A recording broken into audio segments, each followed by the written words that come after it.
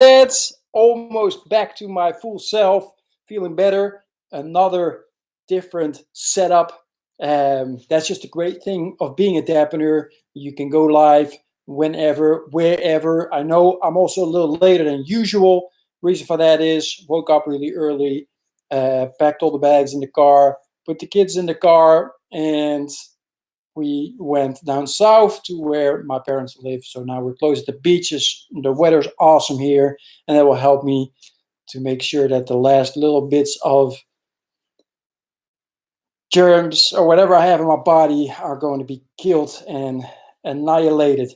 Anyway, I just really quick wanted to tell you that, what to do when you have a setback, right? So I had my 30 days planned up until, would have been yesterday, would have been the last day. And of course, the last days always, they're very important to try and make sure that you reach your goals, or you reach as far as possible. Now for me, that wasn't possible. I got sick, like I was out the whole weekend, and then Monday wasn't much either, and then Tuesday I wasn't much either. So the question is, okay, so what do you do then? Well, first of all, I build a plan for when I am feeling like this, right? So there's basics. I have to go live, no matter how I feel, which I did. Not always as successful, but I did it anyway, right? Send out my emails, done that too. And after that, I start working things on Facebook and start working things up with my videos, editing and stuff like that. I don't have to think, I can just do it. And it doesn't cost me a lot of energy, and it's okay if I don't. However, if I do it, then it will help me continue forward or making progress, which is very important. At least you try and make some progress, makes you feel good during that day, right? Now, I also made sure that I continue to walk in the dog, so I make sure that I'm outside a little bit as well. I made sure that I walk the kids to school, pick them back up, give you a little bit of fresh air as well, right? Which is important. Now, after you've done that, so you set that up, and then there's a setback, right? In my case, I got sick and I didn't get to do the thing, so I didn't achieve my goals for the 30 days. That's fine. Then you start analyzing what happened, right? Hey, you got sick. Well, I mean, what do you mean what happened? Well, there's a reason why you got sick. In my case, it was a big reason why I got sick, right? I spent 2 months taking care of my very, very sick mother-in-law, which brought a lot of stress on me, having to take care of the dogs, take care of the kids, take care of my mother-in-law, who is very sick and dying, right? Which is was very hard on me, and I put a lot of pressure on me to make sure that everything went as well as possible, um, for my wife, of course, and for my mother-in-law, who, as you know, passed away 2 weeks ago. And now, son, all that stress just came out and just knocked me out. So it was expected. It was supposed to come. So it's a message for everybody out there that you can be working, and putting in all the hours all the time. But if you don't take that step back for maybe a day or 2 days to just relax and unwind, if you keep putting that pressure on yourself all the time, most of us will, at one certain point, our body will hold us, will stop us, will say, hey, get back here. It's time to slow down a little bit. I need to catch up, right? So that's what happened in my case. So that makes sense. Now, then you're going to analyze. Like usually, I'm out for like 7 days at least if something like this happened. Now it was only 4, because today I'm tipped up. I mean, yeah, I'm still got a voice a little bit, but I'm tipped up. I just drove for 4 hours. I'm feeling great. So the thing is, then you're going to start analyzing a little bit. Like, okay, usually it takes me 7+ days. Now it only took me 4. What did I do different? All right. So this time I wasn't stubborn and I took some medicine. Usually I don't. This time I took some paracetamol, which wasn't doing anything for me. And then yesterday I took an ibuprofen. And I have the feeling that the ibuprofen really helped, because I had a lot of pain in my back, a lot of pain in my shoulders and my neck, and that was gone.